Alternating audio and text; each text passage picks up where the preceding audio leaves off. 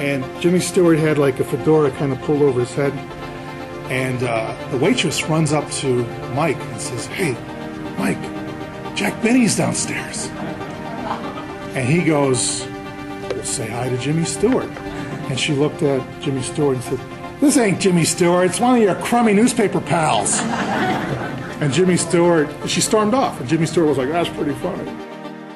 So on behalf of Chicago Public Library and the Clear Ridge Historical Society, I'd like to welcome our speaker tonight, Christopher Lynch.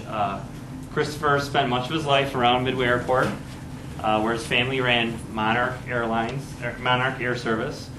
And he's always had a fascination with the airport because of his research and his collection, family photo collection. He had a lot to do with the creation of the documentary about Midway Airport called Crossroads to the World. And of course, his first book, which was Chicago's Midway Airport, the first 75 years. And now on to his second book, which is When Hollywood Landed at Chicago's Midway Airport, the photos of Mike Rotunno. And without further ado, let's welcome Christopher Lynch.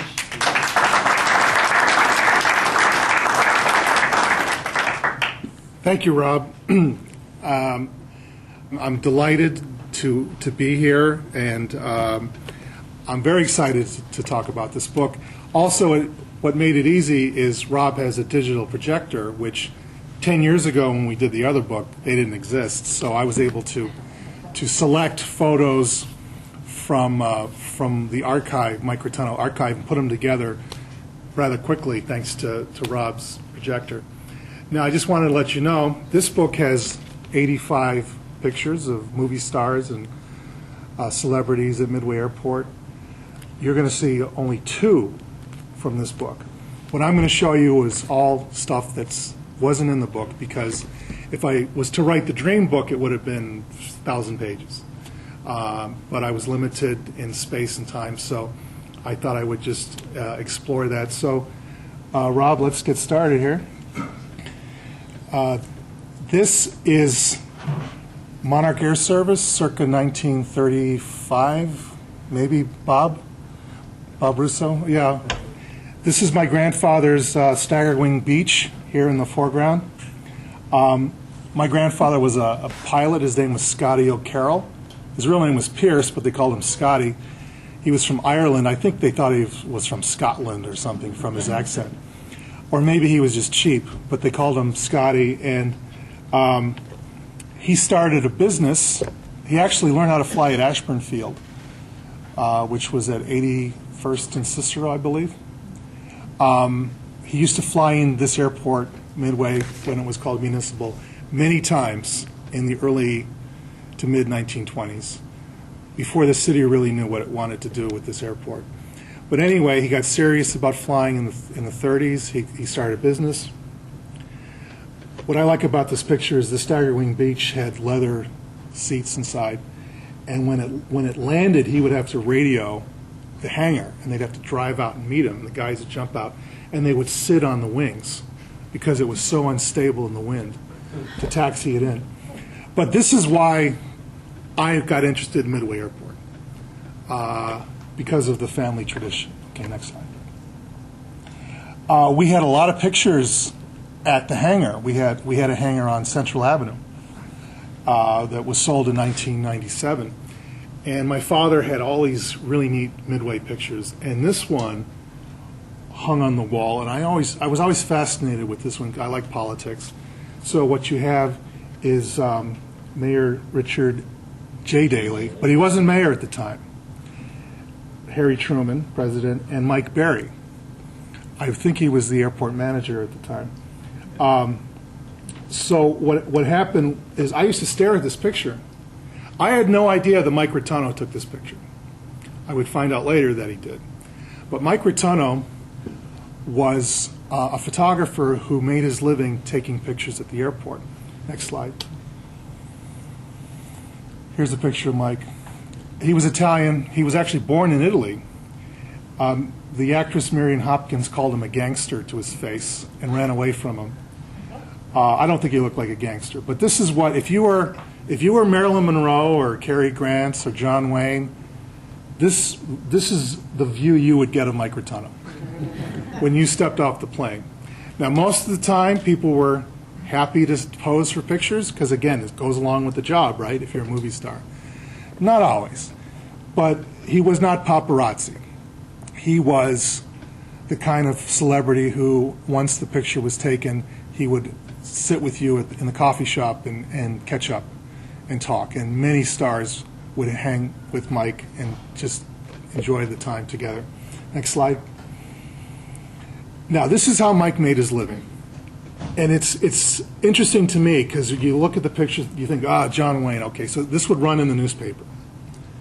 But John Wayne didn't pay Mike Rotunno, and the Hollywood studios didn't pay Mike Rotunno. TWA paid Mike Rotunno. You see the logo? Let's go to the next slide. I like this picture a lot because Mike Rotunno's daughters, that's Judy on your left, and that's Mimi on your right. And I got to know Judy and Mimi through my first book. They lent me a couple pictures for this book, and then Judy at the time lived in South Carolina, and I was going there on spring break with my family, and she invited me over for dinner, and she said, by the way, Chris, let me show you my dad's pictures. So she gets out a binder, and I'm looking at these pictures. I'm like, oh my, I can't believe these photographs. And I said to Judy, you should write a book about your dad. And she agreed with me. And then a few months went by, and she called me up, and she said, I can't do it, Chris. It's too emotional. I just can't deal with it. Why don't you write the book about my father? And I rather innocently said, sure, why not? Now, at the time, I had 4-year-old triplets, okay? 2 girls and a boy. And I have a full-time job. So I said, yeah, sure, I'll help you write it. And then afterwards, I'm thinking, what am I doing here? I have no time. I still have no time. So that's why it took me 8 years to write this book. It literally took me 8 years to write it.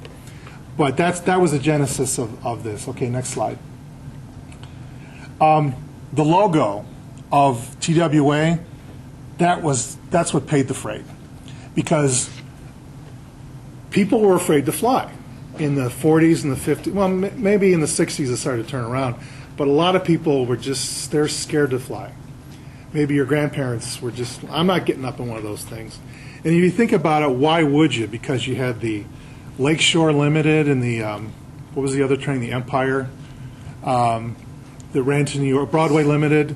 You could get to Super Chief, right. You could get to the West Coast and the East Coast in just terrific comfort, fast, efficient.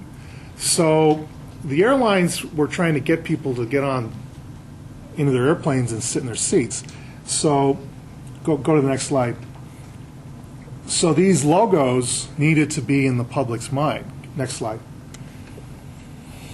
And so Mike would get paid if the logo appeared in the photo. And he made his living doing that for 50 years. Next slide. So again, check out the logo. In fact, this is a good shot because I think you can see it 3 places. And again, framing a photograph is important. I see it up there above the windows. I see it in the to the left of John Wayne, and to the right you see TWA as well. So that was a good picture for Mike Rotunno. Next slide. This is how you spot a Rotunno photo.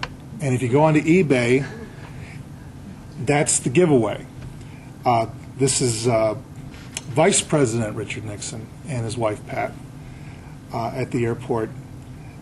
I believe the Vice President is stepping off of a Super Connie there. Next slide.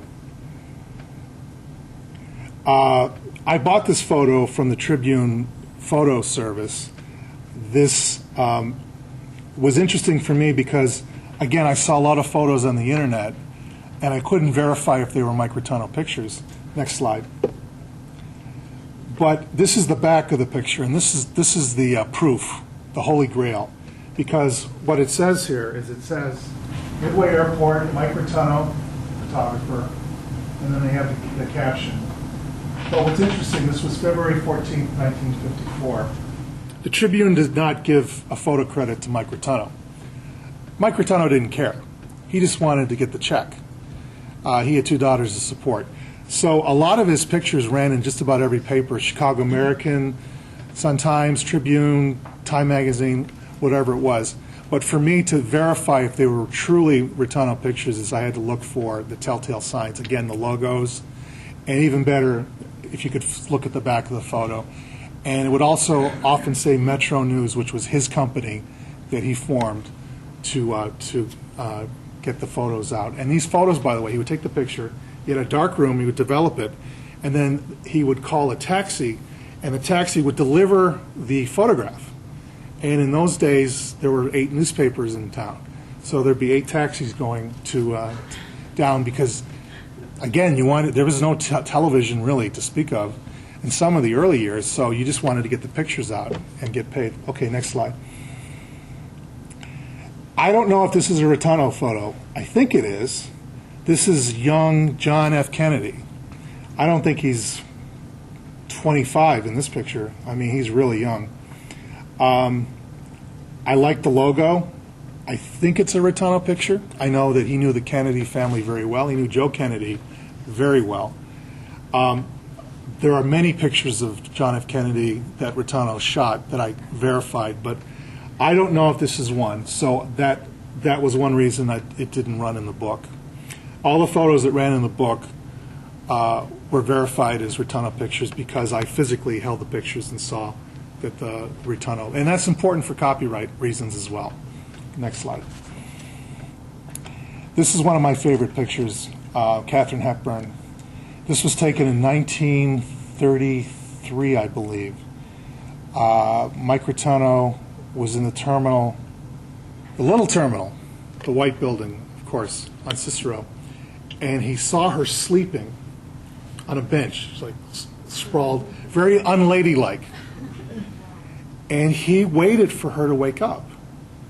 And he sat there for an hour. 4 in the morning, he just sat there like this. And then she wakes up and she goes, "Oh my God, it's you." And she says, "Get out of here." And he said, "Hey lady, you look like hell. I could have taken your picture and put it in every paper in America. I waited for you to wake up." She's like, "Oh yeah?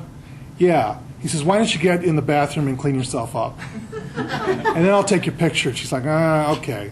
So then she went to the bathroom and she kind of did this and, did that. And then she stepped in front of United Airlines. See the logo, right? Stepped in front of United Airlines. And that's why Katharine Hepburn was a star. I mean, is there anybody more glamorous?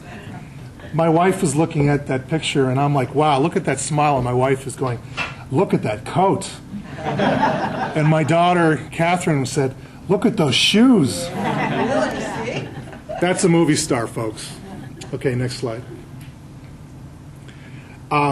Because he was at the airport, the airlines would say, "Hey, Mike, can you take some pictures, just for promotional reasons?" Sure. So this is a nice photo of, I believe it's United Airlines stewardesses at the airport. Next slide. Now, how many people used to go to Club El Bianco? Are you still full? You had the fiesta dinner, did you? Yeah. Well, you know that Club El Bianco, which I believe is across from St. Rita's. Yeah. Yes. Henry Bianco, Hank, he was very good friends with Mike Rotunno.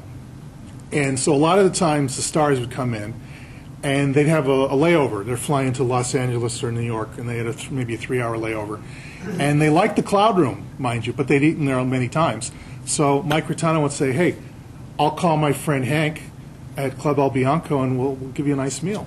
So the stars would go there, and I actually drove it. I wanted to see how long it took, not speeding or anything, stopping at stoplights. It took me 15 minutes from where the little terminal would have been to get to Club El Bianco. So that was enough time. If he knew a star was coming in, he'd call, the kitchen would get everything going, and then by the time Humphrey Bogart showed up, the food was ready. Now, part of the problem with my book is I don't know. I mean, I'm 45. Okay, I don't know a lot of these stars. Does anybody know who this is? He's somebody. I don't know who he is. It's Steve Contino. Is it? Yeah. Oh, yeah. Yeah, he was pretty famous around here for his music. Okay. See, that's good. I wish I had known that when I was writing the book. Okay, next slide, please. So the thing about the stars is they would go to Club El Bianco the first time, and then on the way back they would be like, wow, that was a great meal. Let's go back there. So on their way back to L.A., they would stop on their own sometimes at Club El Bianco. Leo Carrillo, of course, we all know him as Pancho. Right. Next slide, please. Here's Cisco. Duncan Ronaldo, the Cisco kid. This is Judy Rotuno next to him. Now, he used to fly wearing his uniform with his pistols. When was the last time you saw someone with a gun at an airport?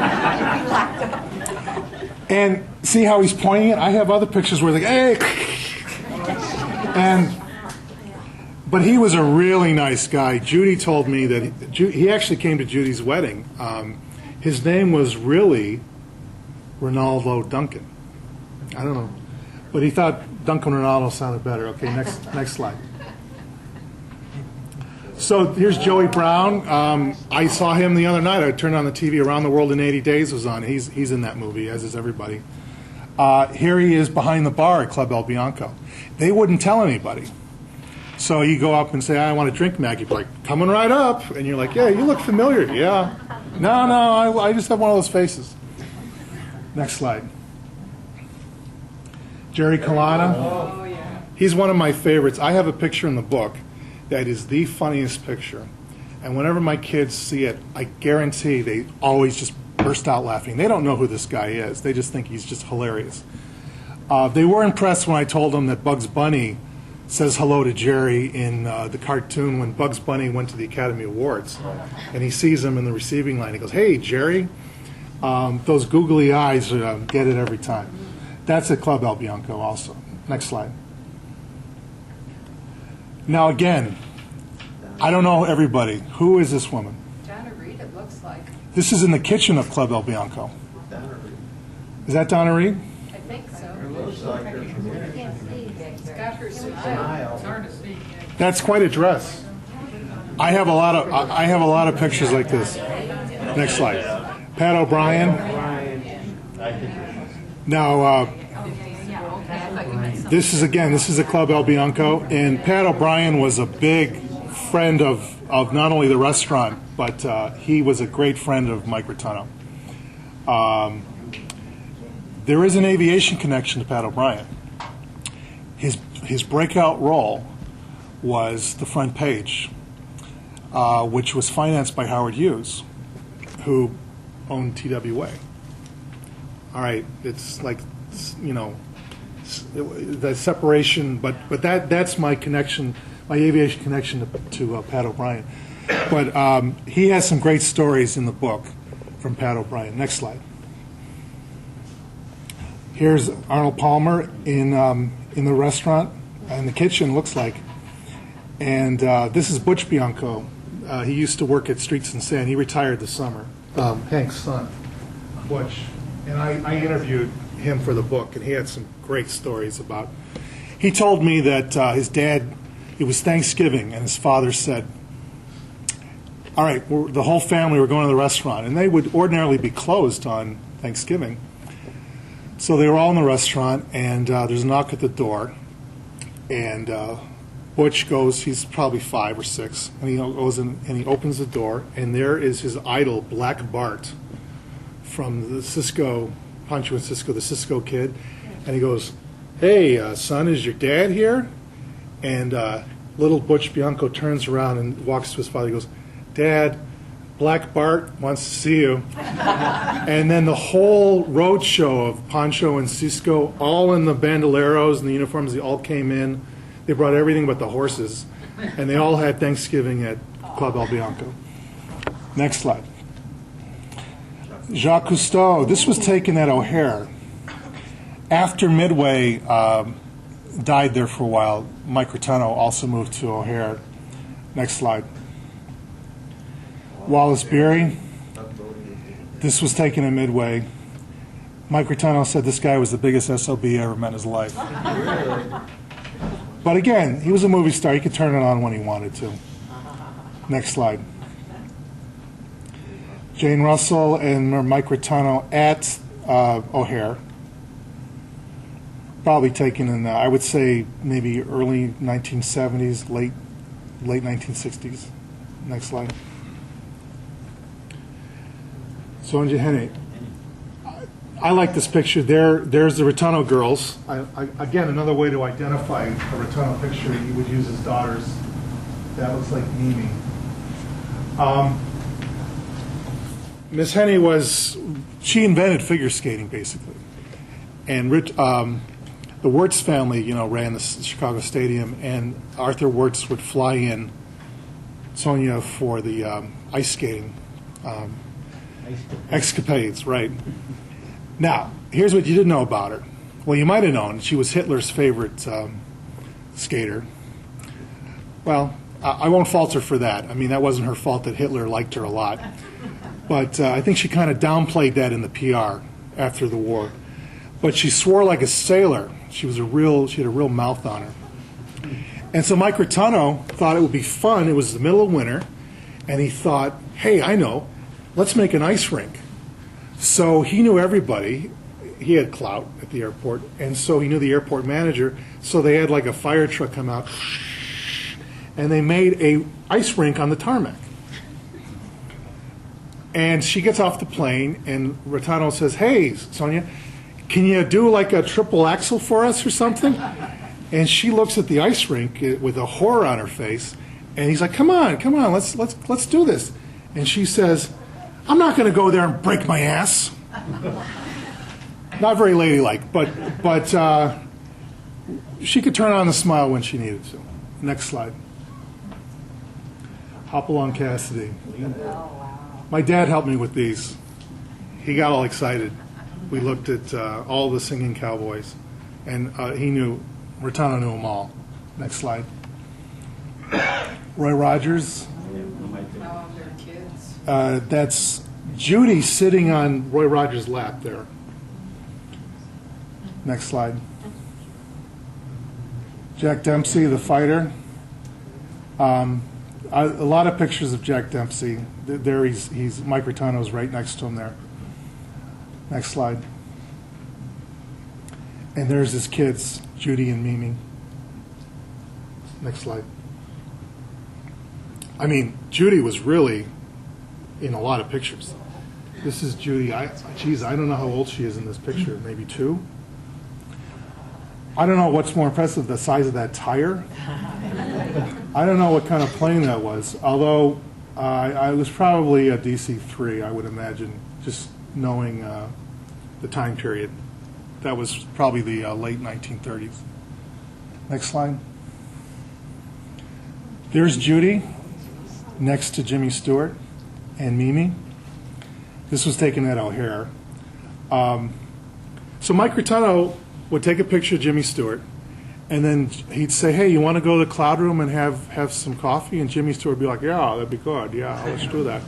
So one day it was raining out, so they went up to the cloud room, and Jimmy Stewart had like a fedora kind of pulled over his head, and the waitress runs up to Mike and says, hey, Mike, Jack Benny's downstairs.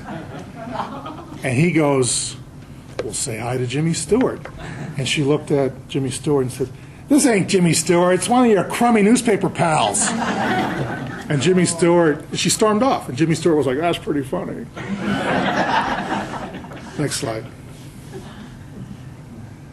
James Arnaz. Next slide. Again, the TWA logo, Phyllis Diller. I think this was taken at O'Hare. And there's another Phyllis Diller. The next slide is her with Mike. They got on real well. Yeah. Next. Now, again, who is it? We're going to play this game, okay? Actually, I know who this is, but Raymond Burr, yeah. Raymond Burr? Well, here's a hint. Go to the next hint. This is when he was skinny. Okay, next. Perry Mason. You got it. And you know what you get for your prize? A pie. Okay, next slide. Who is this? No, I legitimately do not know. There's two things that I like about this picture. One is I really like the Connie with the three tails. Yeah. And I really like the luggage. Yeah. That's really impressive. Now, she's a movie star, but I don't know who it is. I think he's a movie star too. They're far too glamorous. But anyway, this is part of the fun of writing this book. Is I could put out a sequel of just thanks to you tonight solving some of these mysteries. Okay, next slide. Who is this? I know he was on McHale's Navy, and he kind of talked like this. He kind of talked like. Yeah. Joe Flynn. Was that Joe Flynn? Yeah. Joe Flynn. I am going to mark it down because I have been racking my brain. This was taken in the cloud room, and I have a lot of pictures of Joe Flynn also in Club El Bianco. Who's the Is he? woman, though? I think she was one of the waitresses at. And see, behind them is the Alexander Calder mobile that hung in the cloud room. Very famous, by the way. Of course, the federal building has the Calder. I don't know, is it a flamingo or something? It's kind of shaped like that.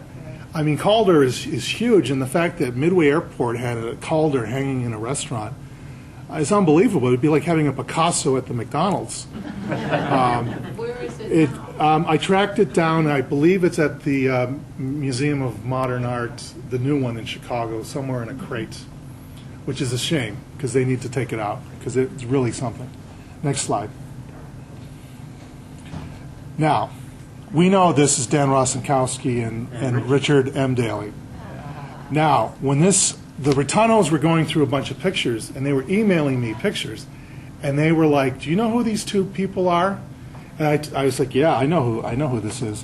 But again, what's obvious to us is not always obvious to other people, and so because I didn't know everybody and they didn't know everybody, we had some comical situations. Next slide. They asked me, "Chris, do you know who this is? This pilot?" And I looked at the picture. I said, "Yeah, that's my grandfather." Oh, my goodness.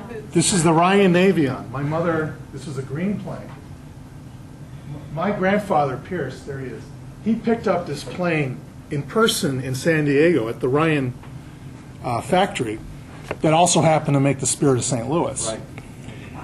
And my mother flew in this plane cross country when she was 12, and I have color movies of that flight.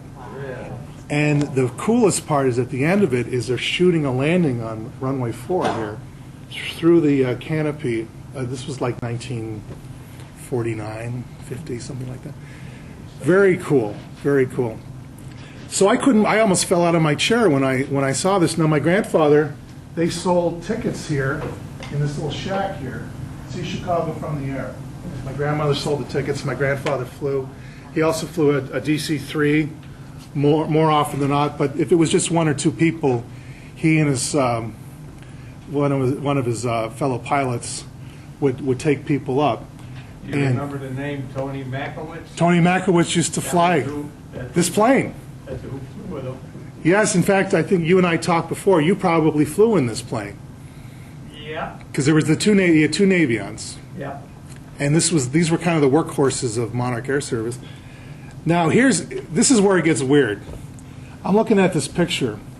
So Mike Rotunno was asked, this is the Mother of the Year award for there's a woman from Berwyn. Okay, that was her prize was they got to fly her around.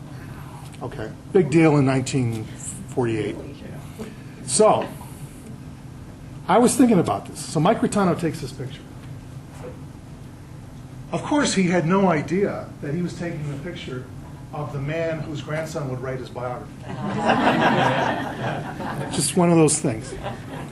Next slide. Radio stars. Not McNeil. The Breakfast Club, which, if you watch the Today Show didn't hold a candle to the Breakfast Club. And I believe it was, Robert, was it broadcast from Chicago? Yes. Okay, yeah. At the top of the Ellington Hotel. Right, at one of the hotels. Wasn't it the Tip Top? Tip Top Tavern. Yeah. Tip Top Tavern, okay. Or something. Yeah. And it was huge. I mean, the kind of ratings that everybody would listen to the Breakfast Club. So he was one of the biggest stars in the United States, probably with Arthur Godfrey, another radio star. Next slide, please. Speak of the devil. Here's Arthur Godfrey. Now, he also, like Jack Benny, Godfrey made the transition from radio to television. Not all of them could make that leap, but he flew into Midway a lot, and he was also a pilot. I believe he flew his own DC-3 also. So he came into Monarch many times. Next slide. And again, Richard, I think this is candidate Nixon. I think he might have been the kind of in-between years between when he ran for governor and ran for president. Next slide.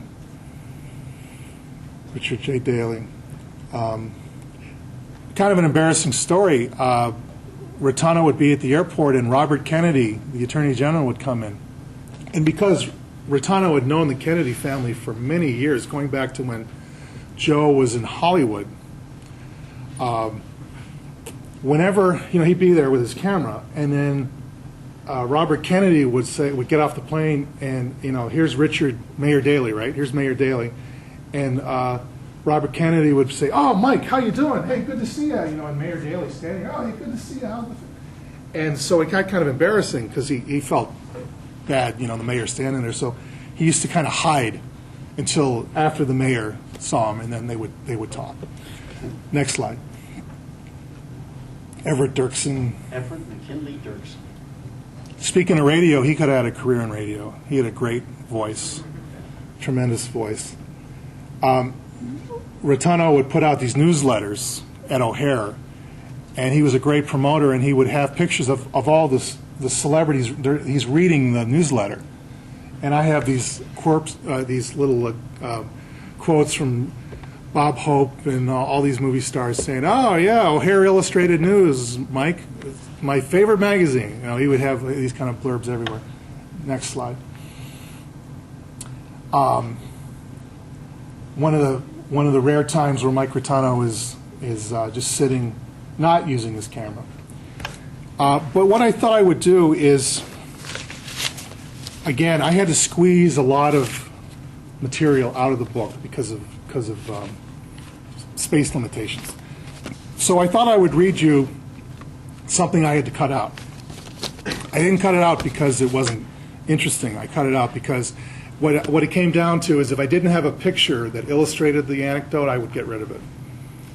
And boy, do I wish I have a picture for this one. I'll read it to you just right now. So Mike Rotunno called Joey Lewis, not the guy behind the bar, but another comedian. Joey Lewis, yeah. Right. Yeah. The king of the nightclubs of Chicago. But he ran with a tough crowd. Rotunno he had first met Lewis at the Chicago nightclub Midnight Follies in 1924. And he recalled that Lewis was the favorite jester of the mob, of mob monarch Al Capone, actually, and had a large following among the underworld characters. Lewis's wit was fast, and he had no patience for hecklers, and he cut them down with his jokes. So in 1927, Lewis worked every gin joint and club he could find and was making $1,000 a week at the Green Mill. Who's been to the Green Mill? I have. John Fogerty, who ran a club across town called the Rendezvous on North Clark, in Diversey lured Lewis away from the Green Mill with the promise of a bigger salary. After Lewis made it known to the Green Mill's management that he was leaving to play the Rendezvous, Lewis received a visitor the next day who was waiting in front of his hotel, the Commonwealth. The caller was Machine Gun Jack McGurn, who owned a stake in the Green Mill. As Lewis strolled down Diversey Avenue, McGurn asked him to stay at the Green Mill. Lewis refused, saying he had already agreed to play the Rendezvous. "You'll never live to see it open," Machine Gun McGurn told him. Rotuno recounted what happened next. A few days later, Machine Gun and his boys slashed Joe's face, slit his tongue and vocal cords, and almost bludgeoned him to death, and they left him for dead at a room in the Commonwealth Club. My friend Dr. Henry Shireston operated on him, and he made a speedy recovery, Rotuno recalled. Pat O'Brien, who we saw in that earlier slide, in his autobiography was in Chicago during this time. Quote, "I'll never forget the wonderful night Joe walked into the comedy club after weeks in the hospital, his badly scarred head and throat still swathed in bandages. We gave him a tremendous ovation. He laughed. I hereby serve notice on the entertainment world that I will be back before long. Somebody give me a glass." So Machine Gun McGurn got the same treatment as Lewis by the mob shortly afterwards, recalled Rotuno. McGurn was clubbed to death in a nightclub several months later. It was a long, difficult recovery for Lewis, but he did bounce back, first working third-rate clubs and working back into the first-rate ones.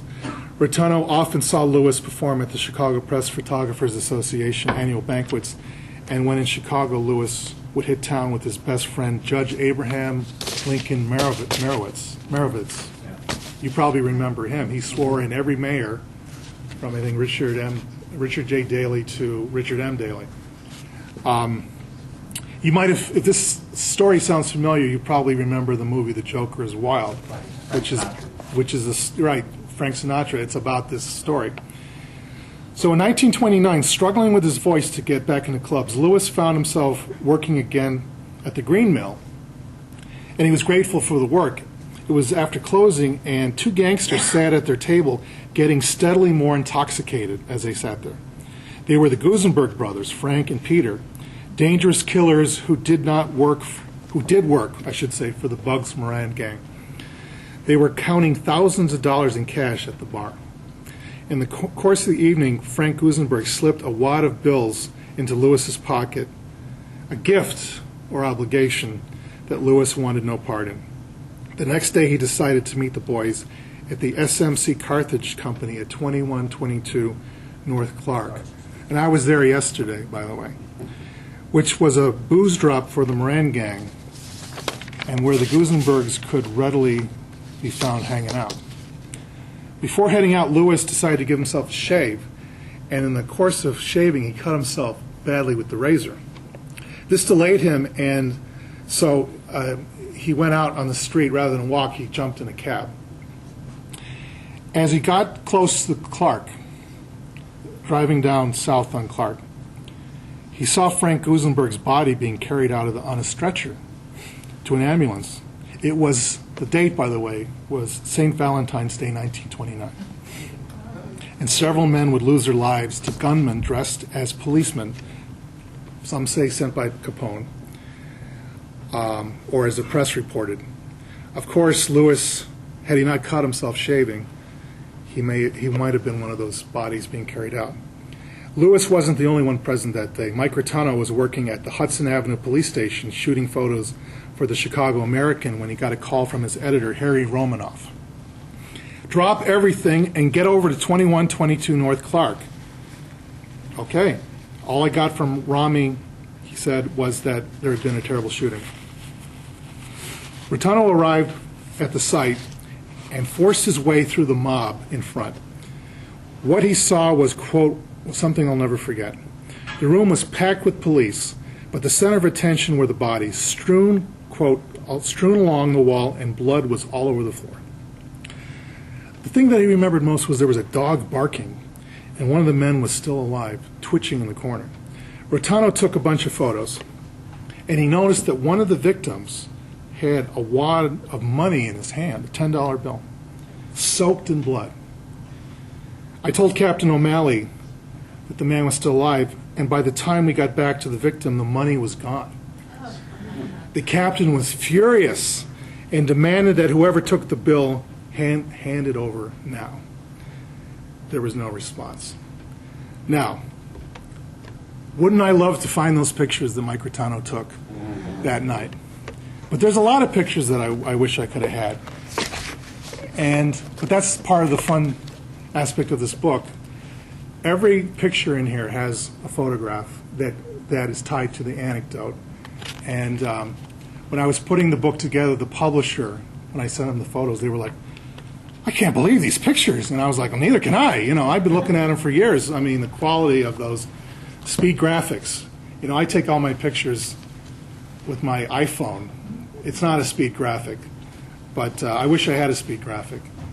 But anyway, before I conclude, two things. I want to thank you for coming tonight. On the night of the Olympics, you could be all home watching the badminton women being expelled. But you came here instead, and that makes me feel good. But also, in light of the Olympics, I started thinking about London, a city I know pretty well. And I thought about Patrick Hicks. He's an author that I admire. He wrote a book called This London. And since we're talking about photographs, I wanted to just finish up and conclude with some lines he wrote about photography. And this is from something called Taking Photographs for Strangers. Now this takes place in London. It could be Des Plaines, could be Club El Bianco, could be Midway Airport. I like to think of it as Midway Airport. It happens near famous landmarks. They offer their cameras. I take each one. Like a keyhole, I put it to my eye and spy into their world. With a finger click, I pour amber onto the earth. Birds are in mid-flight, water stops, a nugget of sunlight, jewels a window. I slot everything into place. Pieces are puzzles into a frame. And when these tourists fly home, part of me goes with them to far-off lands I will never see. Long after this memory abandons me, when it skips into the fog, they will still have a snapshot of a world I once saw. What a strange gift. They can crawl inside my eye, point at the dazzling world, and they can see everything exactly as I have forgotten it. Thank you.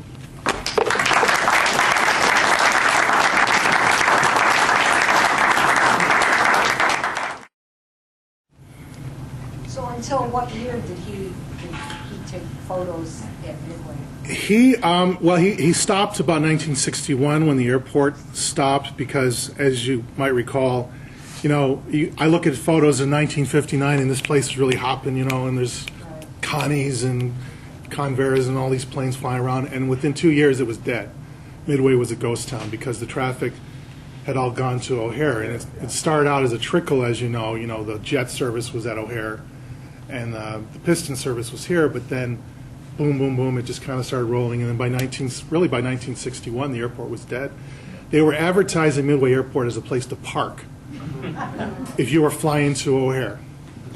You could park at Midway for free, and you could get on to the helicopter, Chicago Helicopter Airways, and they would helicopter you, like the president, to O'Hare.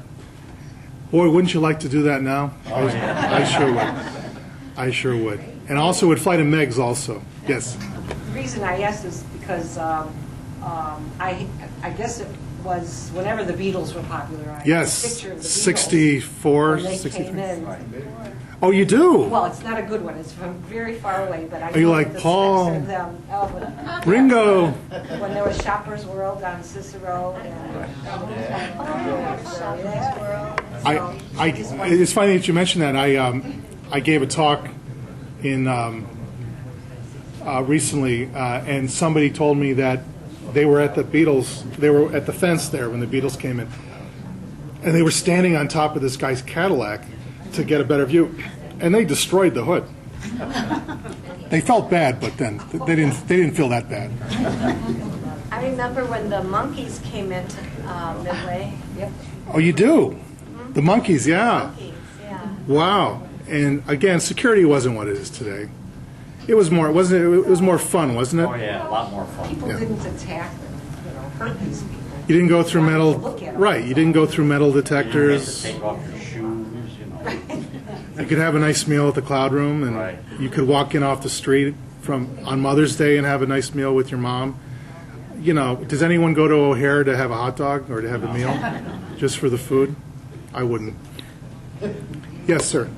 Just a couple things. The color that you showed, that was actually because Marshall Field ran the cloud room, so they owned that piece. So when the restaurant closed, what I understand, they put it in storage and they reinstalled it when the Northport Port store opened in 1995. Wow. And which I remember seeing, and then I was back there a few months ago, and it was long gone. So, and I tried looking it up, and I couldn't find it. So it's at the, it's good if you find a good home because it's worth several $1 million. Oh, absolutely. I mean, I just think they're magnificent anyway, the Calders. But yeah, last I checked, it was in a crate at the new museum there on is that Streeterville? Yeah. But because I couldn't find anything about it. And I was going to ask you, when you went to O'Hare, were there certain places you would hang out, like that were known as sort of celebrity hangouts?